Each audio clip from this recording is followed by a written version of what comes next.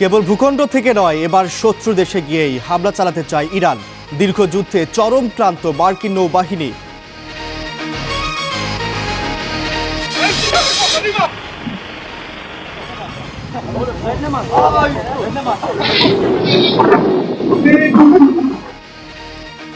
পশ্চিম তীরে অবৈধ বসতি স্থাপনকারীদের সঙ্গে ইসরায়েলি বাহিনীর নজিরবিহীন সংঘর্ষ। আঙ্কারায় এরদোয়ান ও মাহমুদ আব্বাসের বৈঠক। এবং বোয়িং ও এয়ারবাসের একচ্ছত্র আধিপত্য চ্যালেঞ্জে চীনের বড় অর্জন। প্রথম আন্তর্জাতিক ফ্লাইটে সফল নিজেদের তৈরি C919 যাত্রীবাহী বিমান।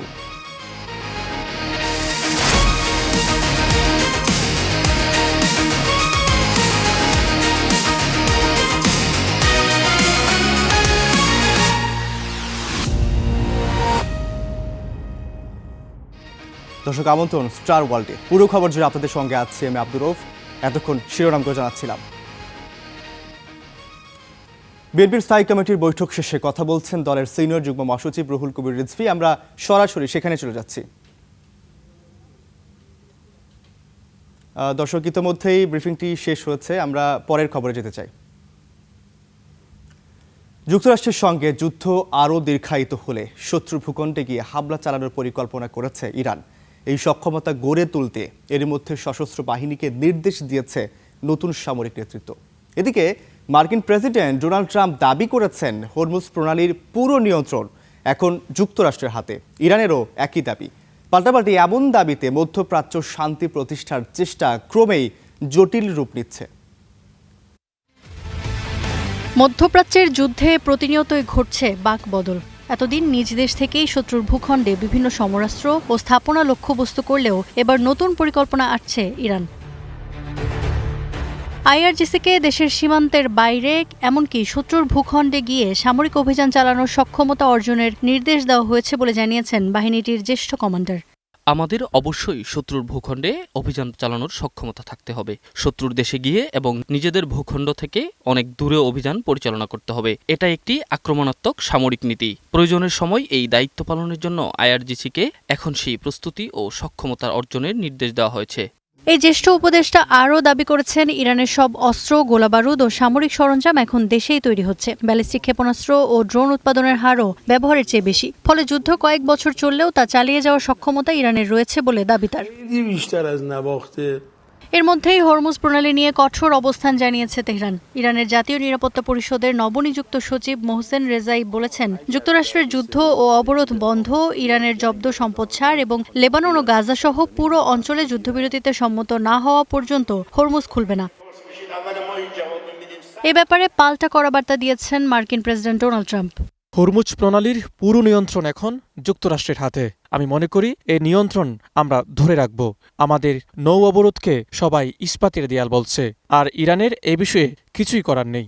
এদিকে গত মঙ্গলবার পাকিস্তানি সরকারি সূত্রের বরাতে তুরস্কের আনাদোলু এজেন্সি জানিয়েছিল, ইরান ও যুক্তরাষ্ট্র ৬০ দিনের যুদ্ধবিরতি বাড়াতে সম্মত হয়েছে। তবে বুধবার এক জ্যেষ্ঠ ইরানি সূত্র রয়টার্সকে জানিয়েছে, যুদ্ধবিরতি বাড়ানো নিয়ে কোনো আলোচনা হয়নি।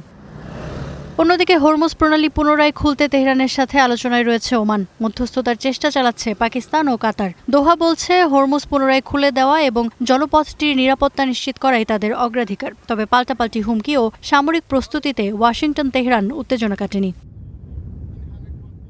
ইফফাতিরা, স্টার নিউজ।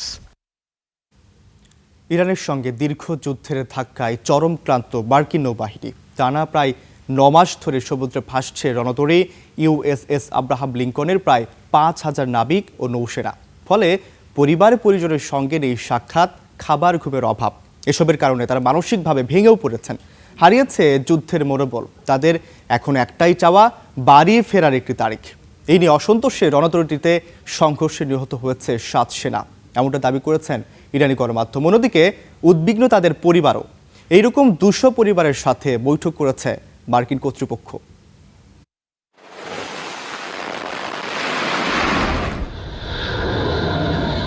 ইরান যুদ্ধের ধাক্কা হাড়ে হাড়ে টের পাচ্ছে মার্কিন সামরিক বাহিনী। গত বছরের ২১ নভেম্বর প্রশান্ত মহাসাগরীয় অঞ্চলে নিয়মিত মোতায়েনের জন্য সান দিয়েগো ছাড়ে মার্কিন বিমানবাহী রণতরী ইউএসএস আব্রাহাম লিঙ্কন। কিন্তু এরপরই বদলে যায় সব হিসেব নিকেশ। মধ্যপ্রাচ্যে পাঠানো হয় বিমানবাহী এই রণতরীটি। জানুয়ারিতে সেখানে পৌঁছার পর ২৮ ফেব্রুয়ারি ইরানে মার্কিন ও ইসরায়েলি যৌথ হামলা। সেই যে শুরু হয়েছে, যুদ্ধ আর শেষ হচ্ছে না, বন্দরেও ফেরা হচ্ছে না রণতরীটির। ফলে গত ৯ মাস ধরে সমুদ্রে ভাসছে রণতরীটিতে থাকা প্রায় ৫,০০০ নাবিক ও নৌসেনা। মোতায়েন শেষ হওয়ার কথা ছিল গত মে মাসে, কিন্তু সময় পেরিয়েছে, যুদ্ধও চলছে। বাড়ি ফেরার আর কোনো নির্দিষ্ট তারিখ পাবার আশাও দেখছেন না নাবিক ও সেনারা। চরম ক্লান্ত এসব নাবিক আর নৌসেনাদের কেউ কেউ দুশ্চিন্তা থেকে মুক্তি পেতে আত্মহত্যার পথও বেছে নিচ্ছেন। সাধারণত প্রতি ৩০ থেকে ৪৫ দিন পর পর বন্দরে গিয়ে খাদ্য সংগ্রহ, বিশ্রাম ও স্বাভাবিক জীবনে ফেরার সুযোগ পান নাবিকরা। কিন্তু লিঙ্কনের ক্ষেত্রে সেটি হয়নি। টানা ২০৭ দিনের বেশি সমুদ্রে ভাসছেন তারা। এতে শুধু শারীরিক ক্লান্তি নয়, বাড়ছে মানসিক চাপও। এমন বাস্তবতায় সান দিয়েগোতে গত বৃহস্পতিবার প্রায় ২০০ পরিবারের সদস্যের সঙ্গে বৈঠক করেন মার্কিন নৌবাহিনীর শীর্ষ কর্মকর্তারা। ওই বৈঠকে এক নাবিকের স্ত্রী জানিয়েছেন তার স্বামীর অবস্থা চরম বিপর্যস্ত, তিনি বেঁচে থাকতে চান না। আরেক নাবিক জানিয়েছেন তাদের এখন একটাই চাওয়া, শুধু বাড়ি ফেরার একটি তারিখ। পরিবারগুলোর অভিযোগ, দীর্ঘ কর্মঘণ্টা, খাদ্য ও পানির সংকট, যোগাযোগ পরিষেবা বিঘ্ন, লন্ড্রি ও অন্যান্য প্রয়োজনীয় সেবার ঘাটতি পরিস্থিতিকে আরও কঠিন করে তুলেছে। পরিবারগুলোর এখন একটাই প্রশ্ন, আর কতদিন সমুদ্রে থাকতে হবে তাদের প্রিয়জনদের? কবে শেষ হবে এই যুদ্ধ? এদিকে ইরানি সরকারি গণমাধ্যমে দাবি করা হয়েছে, মার্কিন সেন্ট্রাল কমান্ডের প্রধান ব্রেন্ট কুপারের এক উপদেষ্টা নাবিকদের দীর্ঘদিনের এসব অভিযোগ শুনতে রণতরীটিতে গেলে পরিস্থিতি উত্তপ্ত হয়ে ওঠে। এ সময় তার দিকে বোতল ছুড়ে মারে কোনো সদস্য। বিক্ষোভ ও সহিংসতায় ধারালো অস্ত্র দিয়ে আঘাতের ঘটনাও ঘটে। এতে নিহত হয় অন্তত ৭ সেনা। তবে ইরানি গণমাধ্যম বাদে পশ্চিমা কোনো গণমাধ্যম এ নিয়ে কোনো তথ্য প্রকাশ করেনি। নূর মোহাম্মদ, স্টার নিউজ। দর্শক, দেশের বাহিরের খবর তো আমরা জানবো, এবার একটু দেশের খবরে ফিরতে চাই। বিএনপির স্থায়ী কমিটির বৈঠক ইতোমধ্যেই শেষ হয়েছে এবং সেখানে কিন্তু বিএনপির সিনিয়র যুগ্ম মহাসচিব রুহুল কবির রিজভীও কথা বলেছেন। এই বিষয়ে বিস্তারিত জানতে আমাদের সঙ্গে যুক্ত হচ্ছেন আমাদের সহকর্মী সিফাত শাহরিয়ার। আমরা সিফাতের সাথে এখন একটু যুক্ত হতে চাই। সিফাত, আপনি নিশ্চয়ই আমাকে শুনতে পাচ্ছেন। আপনার কাছে একটু জানতে চাই, এই যে স্থায়ী কমিটির যে বৈঠকে আসলে কোন কোন বিষয় উঠে এসেছে, এখন পর্যন্ত কি কি তথ্য আছে আপনার কাছে জানতে চাই।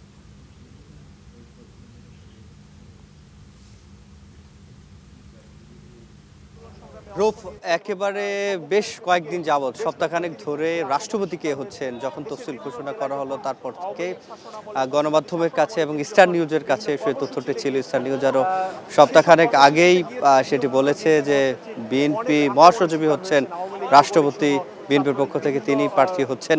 আজকে আনুষ্ঠানিকভাবে সেটি জানানো হলো এবং বিএনপির সিনিয়র যুগ্ম মহাসচিব রুহুল কবির রিজভী সেটি আনুষ্ঠানিকভাবে জানিয়েছে।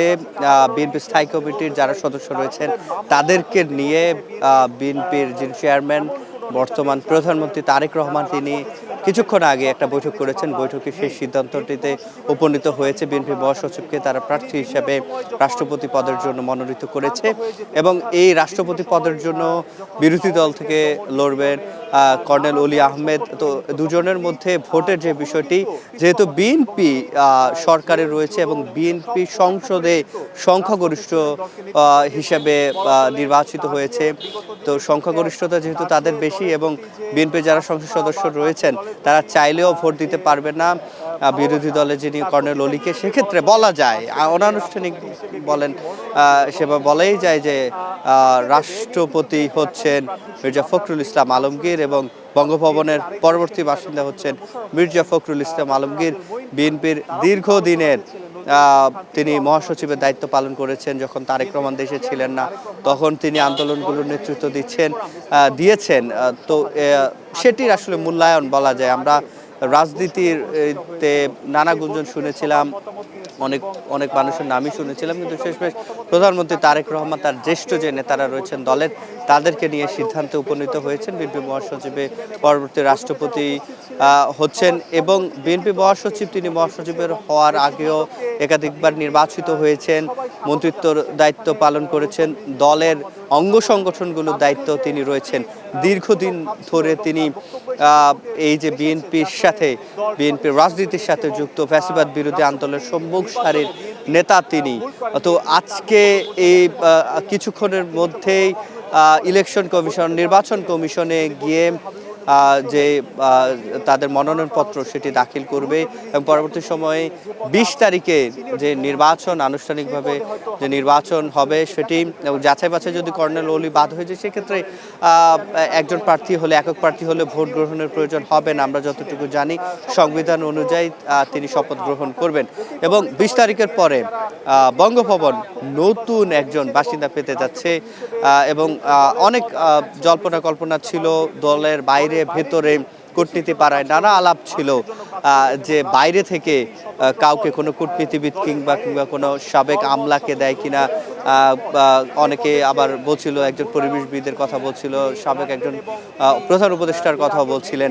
তো সব কিছু আসলে আজকে সে জল্পনা কল্পনা শেষ হয়ে গেল, নিশ্চিত হওয়া গেল এবং নিশ্চিতভাবে বিএনপি মহাসচিবের পক্ষে দলের বাইরে একটা সমর্থন ছিল। তার যে গ্রহণযোগ্যতা সেটি বিবেচনা এবং আগে থেকে দলের পক্ষ থেকে বলা হয়েছিল যিনি যোগ্য, ত্যাগী, একই সাথে গ্রহণযোগ্য এমন কাউকে তারা মনোনয়ন দেবেন।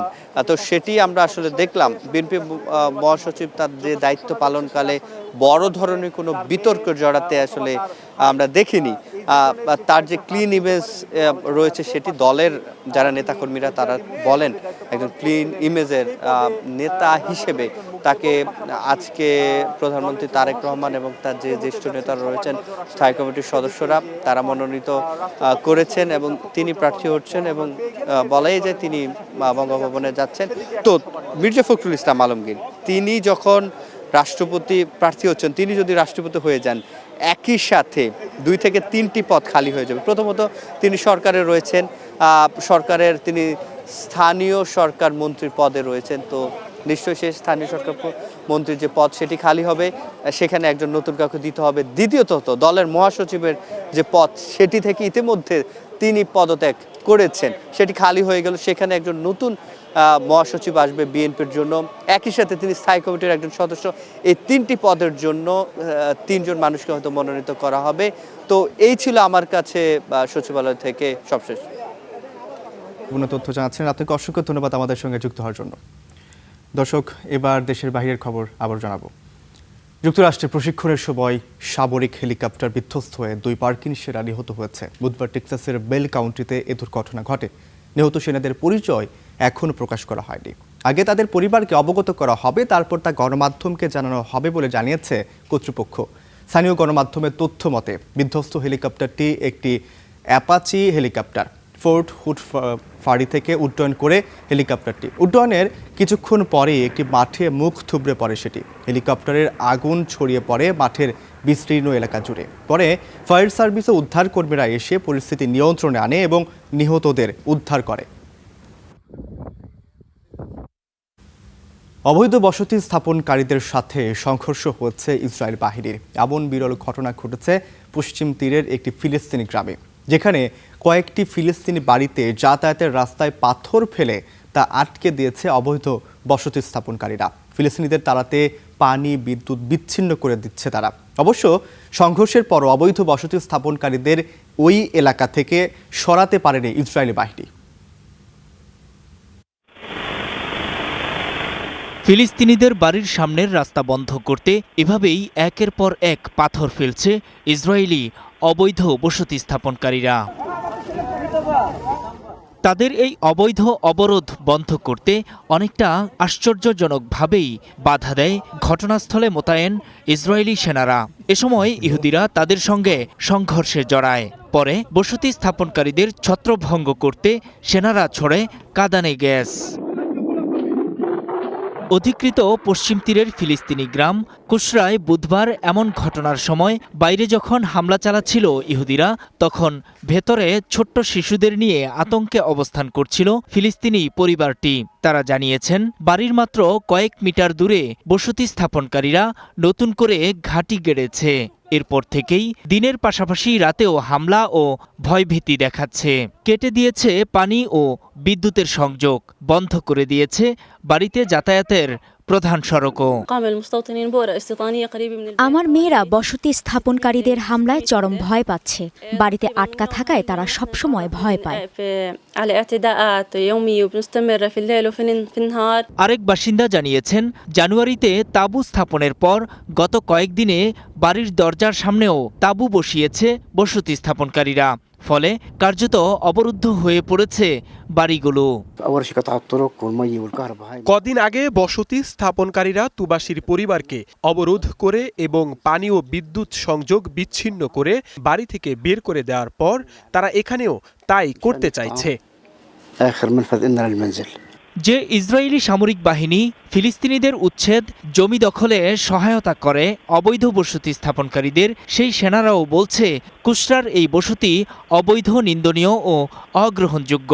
তবে বসতি স্থাপনকারীদের সরাতে গিয়ে সংঘর্ষের পরও পুরো এলাকা খালি করতে পারেনি সেনারা। পশ্চিম তীরে বসতি সম্প্রসারণ ও ফিলিস্তিনিদের উপর হামলা নিয়ে আন্তর্জাতিক চাপের মধ্যেই নতুন করে সামনে এলো কুশরার এই ঘটনা। নূর মোহাম্মদ, স্টার নিউজ। গাজা যুদ্ধের অবসান ও আঞ্চলিক সম্পর্ক জোরদারে বৈঠক করেছেন তুরস্কের প্রেসিডেন্ট রিসেপ তাইয়েপ এরদোয়ান ও ফিলিস্তিনি প্রেসিডেন্ট মাহমুদ আব্বাস। বুধবার আঙ্কারায় বৈঠক করেন তারা। আলোচনা হয় গাজা ও পশ্চিম তীরের পাশাপাশি আঞ্চলিক নিরাপত্তা নিয়ে। ফিলিস্তিনি প্রেসিডেন্টের অভিযোগ, গাজায় যুদ্ধবিরতির দ্বিতীয় ধাপ নিয়ে আলোচনা হলেও আগের মতোই বহাল ইসরায়েলি অবরোধ ও সামরিক অভিযান। পাশাপাশি ইসরায়েলি বসতির সম্প্রসারণ, ভূমি দখল, বাড়িঘর ধ্বংস ও গ্রেপ্তার, আল-আকসা মসজিদে উস্কানিমূলক কর্মকাণ্ড আরও বিপজ্জনক করে তুলছে পশ্চিম তীর পরিস্থিতিকেও। গাজাকে বাদ দিয়ে ফিলিস্তিন রাষ্ট্র হতে পারে না বলেও সাফ জানান মাহমুদ আব্বাস। বৈঠকে ফিলিস্তিনিদের অধিকার রক্ষার প্রচেষ্টা, পাশাপাশি গাজা পুনর্গঠনে দ্রুত কাজ শুরুর আহ্বান জানান তুর্কি প্রেসিডেন্ট। লিবিয়ার কৌশলগত শহর জাউইয়ার বিস্ফোরক বোঝাই ট্রোর হামলায় তেল স্থাপনায় আগুনের পরও কাটেনি ঝুঁকি। বুধবার পুনরায় আগুন ছড়িয়ে পড়া ঠেকাতে তেল কমপ্লেক্সে পানি ছিটিয়ে ঠান্ডা করেন ফায়ার ফাইটাররা। হামলায় ক্ষতিগ্রস্ত হয়েছে জাউইয়ার দক্ষিণাঞ্চলের একটি বিদ্যুৎ উপকেন্দ্র। এতে বিদ্যুৎ সরবরাহ পুরোপুরি বন্ধ হয়ে শহরের দক্ষিণে বিস্তীর্ণ এলাকায় ব্ল্যাকআউট দেখা দেয় বলে জানিয়েছে লিবিয়ার জেনারেল ইলেকট্রিসিটি কোম্পানি। নতুন করে সহিংসতায় বড় ধাক্কা খাচ্ছে দেশটির তেল শিল্প। রাষ্ট্রীয় তেল কোম্পানি এনওসি জানিয়েছে, জ্বালানি স্থাপনায় ড্রোন হামলা অব্যাহত থাকলে তারা জরুরি পরিস্থিতি ঘোষণা করে তেল উৎপাদন ও সরবরাহের দায় থেকে সাময়িকভাবে অব্যাহতি চাইতে পারে।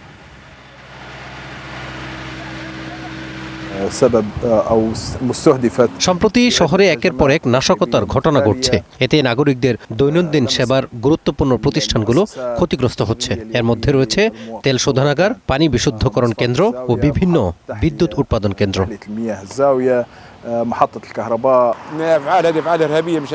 এসব নাশকতার দায় সরকারকে নিতে হবে। এগুলো কোনো সাধারণ বিষয় নয়, সরাসরি সন্ত্রাসী কর্মকাণ্ড। এতে মানুষের জীবিকা ও সম্পদ ধ্বংস হচ্ছে। জাতীয় ঐক্যের সরকারকে এর জবাবদিহি করতে হবে। ভূমিকম্পে বিপর্যস্ত কলম্বিয়ায় ধ্বংসস্তূপের নিচে এখনও চলছে উদ্ধার অভিযান। মৃতের সংখ্যা বেড়ে দাঁড়িয়েছে 265 জনে। এখনও নিখোঁজ রয়েছেন 496 জন। নিহতদের স্মরণে 3 দিনের রাষ্ট্রীয় শোক ঘোষণা করেছে দেশটির সরকার। কলম্বিয়ায় ভয়াবহ ভূমিকম্পের 4 দিন পরও ধ্বংসস্তূপের নিচে চলছে প্রাণের সন্ধান। ধসে পড়া ভবনগুলোর আশপাশে স্বেচ্ছাসেবক, উদ্ধারকারী দল ভারী যন্ত্রপাতি নিয়ে তল্লাশি চালাচ্ছে। মর্গের বাইরে স্বজনদের ভিড়, অপেক্ষা করছেন প্রিয়জনদের মরদেহের জন্য। আমার মা ছিলেন আমাদের পরিবারের স্তম্ভ। তিনি সবার যত্ন নিতেন এবং সবসময় আমাদের হাসাতেন। তিনি তার পরিবারের জন্য সবসময় পাশে থাকতেন। সময় যত গড়াচ্ছে ততই দৃশ্যমান হচ্ছে ভয়াবহ ক্ষয়ক্ষতির চিত্র। শুধু শহর নয়, মারাত্মকভাবে ক্ষতিগ্রস্ত হয়েছে প্রত্যন্ত আদিবাসী এলাকাগুলো। স্কুল ধসে পড়ায় বন্ধ রয়েছে শিক্ষা কার্যক্রম। কলম্বিয়ার প্রেসিডেন্ট জানিয়েছেন ভূমিকম্পে ধ্বংস হয়েছে 11,000-এর বেশি ঘরবাড়ি, ক্ষতিগ্রস্ত হয়েছেন 53,000-এরও বেশি মানুষ। দুর্যোগ মোকাবিলায় অর্থনৈতিক জরুরি অবস্থা ঘোষণা করেছে সরকার। নিহতদের স্মরণে ঘোষণা করা হয়েছে 3 দিনের রাষ্ট্রীয় শোক। মৃতদেহগুলো হস্তান্তর শুরু করা উচিত, কারণ পর্যাপ্ত ফ্রিজ নেই, পচে যাচ্ছে। তাদের একটি বিকল্প পরিকল্পনা থাকা দরকার। কর্মী সংখ্যা কম থাকলে তাদের প্রশিক্ষণার্থীদের নিয়ে আসা উচিত। এই সংকট যথাযথভাবে মোকাবিলায় আমি অর্থনৈতিক জরুরি অবস্থা জারির সিদ্ধান্ত নিয়েছি। এই জরুরি অবস্থার আওতায় একটি মিরাকল ফান্ড গঠন করা হবে, যার মাধ্যমে দেশি বিদেশি সহায়তা সংগ্রহ করে ভূমিকম্পে ক্ষতিগ্রস্ত হাসপাতাল, স্কুল, ভবন, সড়ক ও বিমানবন্দর পুনর্নির্মাণে ব্যয় করা হবে। সোমবার 7.4 মাত্রার শক্তিশালী ভূমিকম্পে কেঁপে ওঠে কলম্বিয়া। ভূমিকম্পটির উৎপত্তিস্থল ছিল চোকো বিভাগের সান হোসে দেল পালমারের কাছে, ভূপৃষ্ঠের প্রায় 96 কিলোমিটার গভীরে। রাইসা জান্নাত, স্টার নিউজ। বিশ্ব বিমান চলাচল খাতে বোয়িং ও এয়ারবাসের দীর্ঘদিনের একচ্ছত্র আধিপত্যকে চ্যালেঞ্জ করার পথে বড় এক মাইলফলক অর্জন করল চীন। নিজস্ব প্রযুক্তিতে তৈরি দেশটির রাষ্ট্রীয় বিমান নির্মাণকারী প্রতিষ্ঠান কোমাকের প্রথম বড় আকারের যাত্রীবাহী বিমান C919 মঙ্গোলিয়ায় সফলভাবে অবতরণ করেছে। এর মধ্য দিয়ে প্রথম আন্তর্জাতিক বাণিজ্যিক ফ্লাইট শুরু করল এই বিমানটি।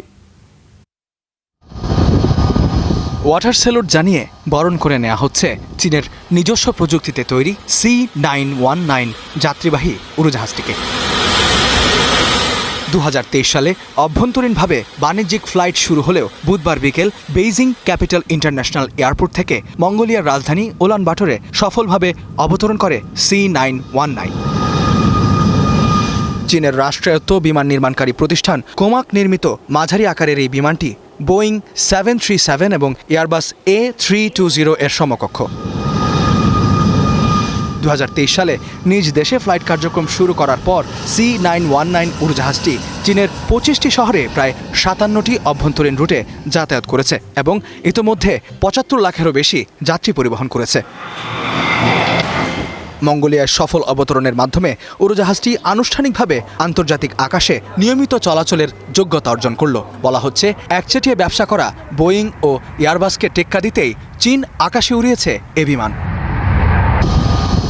তবে বিশ্লেষকদের মতে বিশ্বজুড়ে বোয়িং এবং এয়ারবাসের আধিপত্যকে চ্যালেঞ্জ জানাতে এবং বিশ্ববাজারে জায়গা করে নিতে দীর্ঘ সময় অপেক্ষা করতে হবে চীনকে, এমনকি কয়েক প্রজন্ম পর্যন্ত লড়াই করতে হতে পারে বলেও মনে করেন বিশেষজ্ঞরা।